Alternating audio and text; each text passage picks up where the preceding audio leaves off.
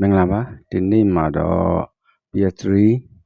hand jailbreak တဲ့က MMCN game တွေက MMCN software တွေက game တွေကိုဘယ်လိုဝင်ဆော့ရမလဲဆိုတာလေးပြောပြပေးသွားမယ်နော်အကောင့်နဲ့ like share နဲ့ follow လေးလုပ်ပေးသွားဖို့မမေ့နဲ့အောင်နော်အပြင်ကဒီ cover game လေးတွေကအနားနေပြီးတခါလဲဆော့ရုံပဲဟိုးအောက်ဆုံးမှာ MMCN ဆိုတဲ့မျက်နှာမင်းလေးရှိတယ်အဲ့ထဲဝင်ဖို့အတွက်ဒီ hand ဆိုတဲ့ software တွေကိုအနားနေပြီးတော့တစ်ချက်ဝင်မယ် yes no မေးတဲ့အခါကျရင် yes ကိုအနားနှိပ်လိုက်မယ်နော်အဲ့ဒါဆိုရင် yes ကိုအနားနှိပ်လိုက်ရင်သူအပြင်ပြန်ထွက်သွားမယ်အဲ့တော့မှ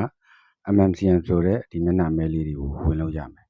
ဟန်နဲ့ဝင်မယ်နဲ့ဒီတိုင်းပဲဝင်ဆော့လို့ဝင် MMCN နဲ့ဝင်လိုက်တယ်ဆိုရင်အဲ့ဒါဆိုပြီးတော့ပြလိမ့်မယ်ဗျာနော်ခဏလေးစောင့်ပေးလိုက်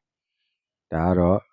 ဒီအပြင်က multiman လို့ခေါ်တာပေါ့နော် multiman game လို့ခေါ်တယ် MMCN software ရ game တွေအပြင်က game ကြတော့ cover game လို့ခေါ်တာပေါ့နော်ဒါလေးကတောင်ကြီးမြို့ကနေငွေကျူလဲဝယ်ထားတဲ့ game ဆိုင်ဖွင့်ဖို့အတွက်ငွေကျူလဲဝယ်ထားတဲ့ PS3 game လေးပါနော်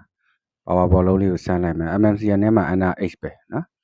power ball လုံးကို MMCN နဲ့ power ball လုံး H နှိပ်လိုက်နှိပ်ပြီးရင်သူကအပြင်ပြန်ထွက်သွားမယ်ပြီးရင်ဟိုး